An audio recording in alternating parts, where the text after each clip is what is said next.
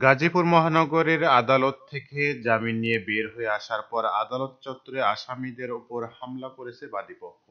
এ সময় প্রকাশ্যে নারী পুরুষ সহ ১৩ আসামিকে মারধর করে ফিল্মি স্টাইলে ২ সহোদর ভাই ও মামলার আসামিকে অপহরণ করা হয়েছে।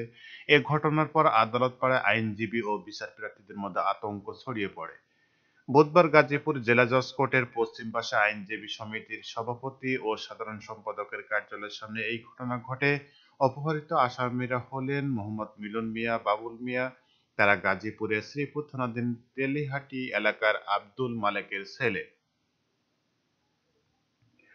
গাজীপুর আইনজীবী সমিতির সাধারণ সম্পাদক সিরাজুল ইসলাম ও জিএমপির সদর মেট্রো থানার ভারপ্রাপ্ত কর্মকর্তা মেহেদী হাসান ঘটনার সত্যতা নিশ্চিত করেছেন। অপহরণের নেতৃত্ব দিয়েছেন মামলার বাদী এস এম নাজমুল হক।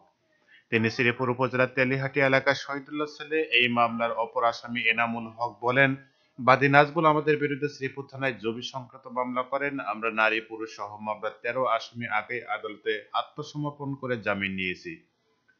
বুধবার জুডিশিয়ালি ম্যাজিস্ট্রেট আদালত ৩ এ আমাদের স্থায়ী জামিন নেওয়ার দিন ধার্য ছিল। আমরা আদালত থেকে জামিন লাভ করার পর আদালত থেকে বের হয়ে বাদী ও তার সঙ্গে দা, চাকু, ছুরা, লাঠিসহ দেশীয় অস্ত্রশস্ত্রে সজ্জিত কতিপয় সন্ত্রাসী প্রকৃতি লোককে দেখতে পাই।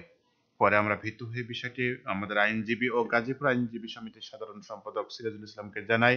তিনি পরে তার সমিতির ২ জন ব্যক্তিকে আমাদের আনার জন্য পাঠান। আমরা ওই ২ জনের সঙ্গে আদালত থেকে বের হয়ে গাজীপুর আইনজীবী সমিতির সাধারণ সম্পাদকের অফিসের নিচে পৌঁছালে সেখানে উপস্থিত আইনজীবী, পুলিশ সহ শত শত মানুষের সামনে বাদী ও তার সঙ্গে থাকা সন্ত্রাসী বেলা আমাদের উপর হামলা করে।